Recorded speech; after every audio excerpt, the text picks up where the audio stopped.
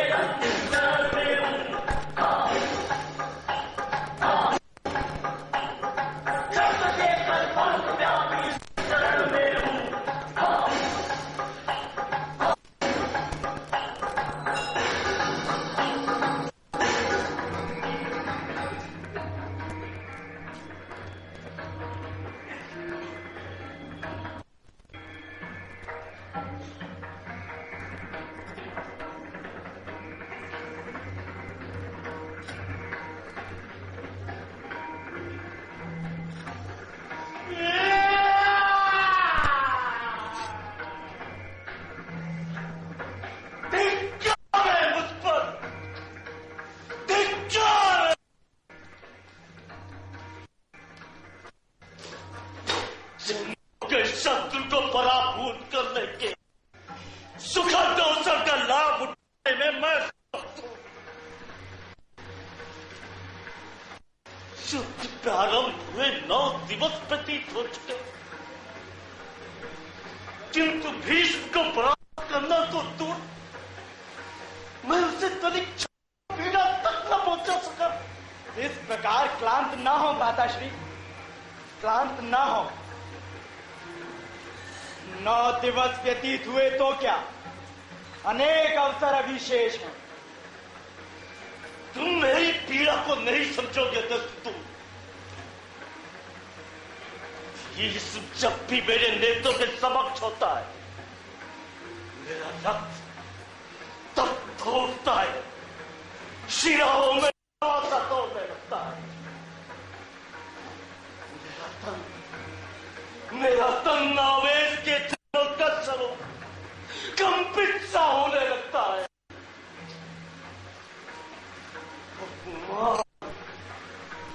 उपेक्षा, तिरस्कार की पीड़ा के तनाव से मस्तिष्क विस्फोटित सा होने लगता है।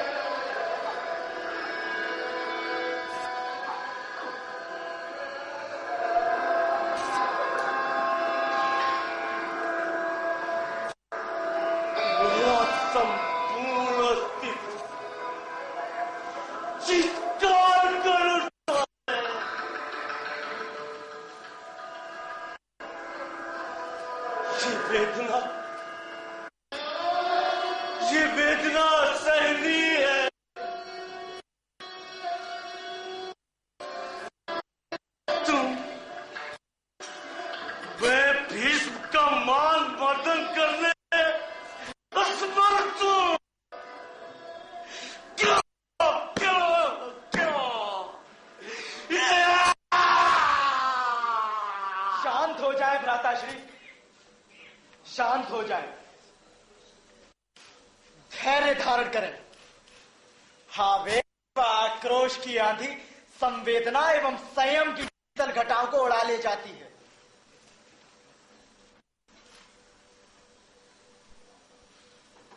बुद्धि व विवेक के आकाश को धूलाच्छादित करके मानसिक शक्ति को क्षीण कर देती है। छा जाए तुम का मानसिक शक्ति रहित आवेशग्रस्त एक हिंसक पशु के समान होता है।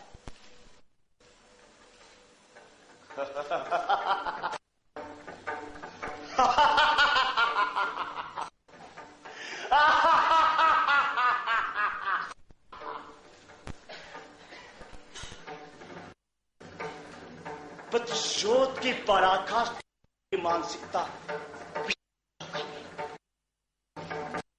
मानवता मृत है, संवेदनाएं द्वात है।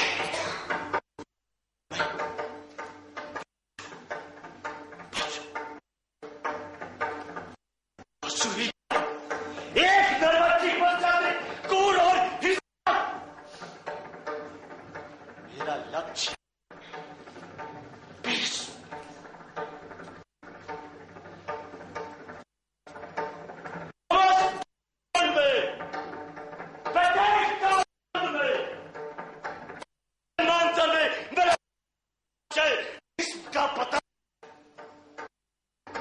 उसका मान मर्दन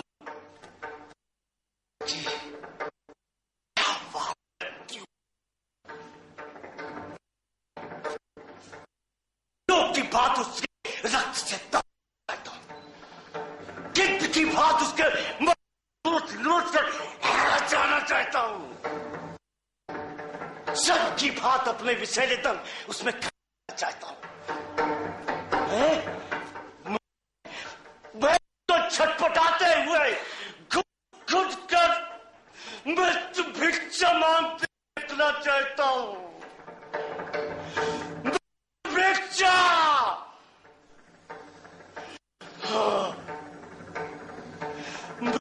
भिक्षा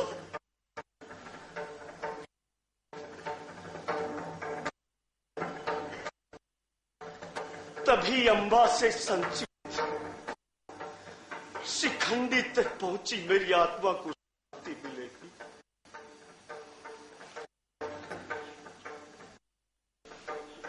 तीन मुंह से मैं प्रतिस्पर्धी से ढक दूं, तभी मेरे पिता की तपस्या अतिनेक का वरदान सार्थक होगा।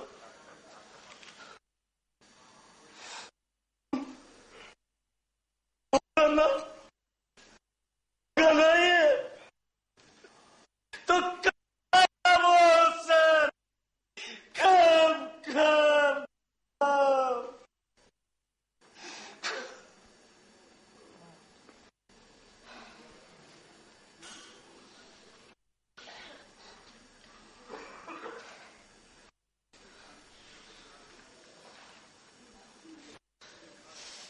भीष्म ही क्या भ्राता श्री, आपका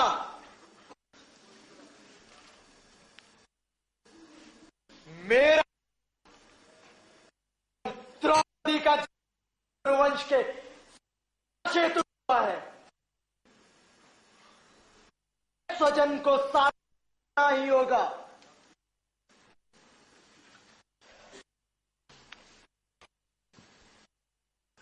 कौरव वंश हमारा प्रयोजन है,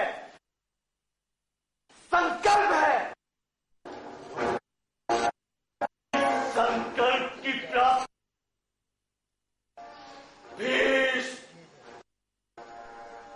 मैं प्रतिशोध लूंगा, मैं प्रतिशोध लूंगा।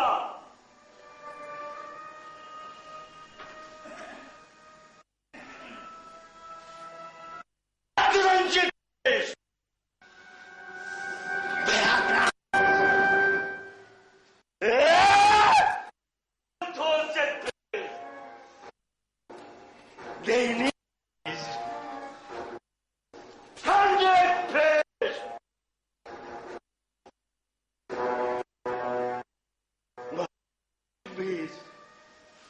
Manootsu beast! Manootsu beast! Manootsu beast! Manootsu beast!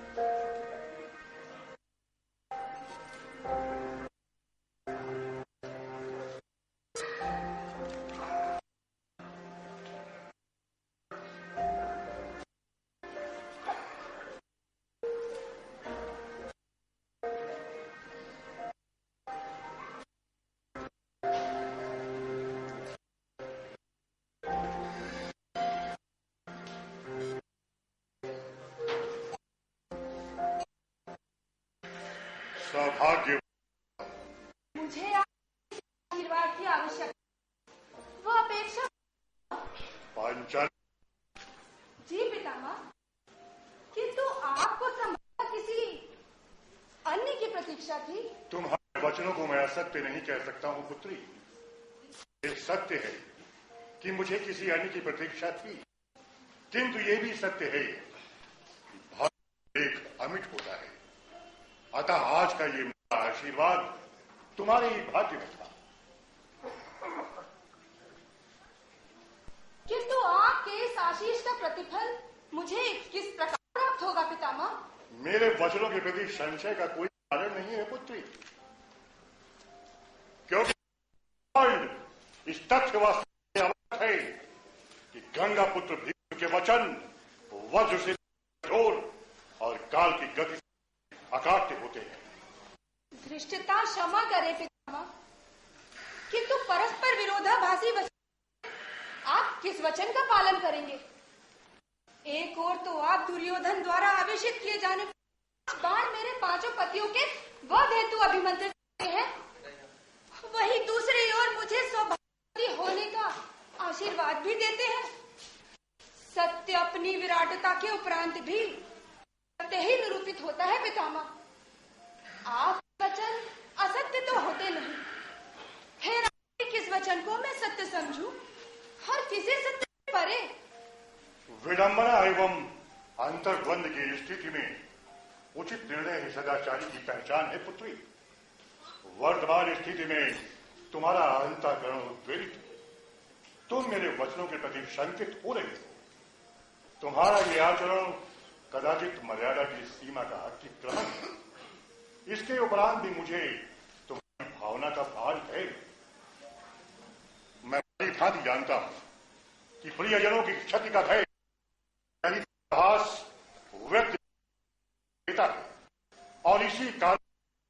सामान्य शिष्टाचार का उल्लंघन कर दुस्साहस कर भूल कर बैठता है। मुझ बुद्धिहीन को क्षमा करें पितामह। क्षमा तो अग्रजों का कर्तव्य है पुत्री, किंतु एक प्रश्न मेरे मस्तिष्क को मत रहा है। सूचनाओं का सघन संग्रहण, उनका सूक्ष्म विश्लेषण, तदुपरांत कूटनीति का सटीक प्रयोग, किसी साधारण विवेक बुद्धि वाले मनुष्य के एक असाधारण कूटनीति के चतुर मस्तिष्क गया। पुत्री की लीला हो सकती है, क्योंकि आज मुहूर्त में मैंने दुर्योधन की पत्नी भानुमति को अपने आशीर्वाद हेतु आमंत्रित किया था, लेकिन आई तुम, वो भी निशब्द। पांचाली कहां निशब्द? प्रणाम स्वीकार हो। प्रातः आप दिनों से मैं धन्य हुआ कि ब्रह्म मुहूर्त की पावन बेला, पूजनों पर आपका प्रथम आशीर्वाद सौभाग्यशाली को ही प्राप्त होता है। अतएव मुझे पूर्ण विश्वास है नंदिनी को दिए गए अपने को आप निभाएंगे। मैं समझ गया था केशव की ही लीला हो सकती है, जो भानुमति से पांचाली ने मेरा हाथ प्राप्त कर दिया। मां जय है तो किसी पर जय कैसे संभव है? किंतु कटु सत्य यह है, त्रिकालदर्शी धर्म से विरत है। धर्म पद का पथिक हूं केशव। कर्म का मान धर्म समाप्त होता है। आपको अपने कर्म पद का निर्धारण अनुसार ही करना चाहिए।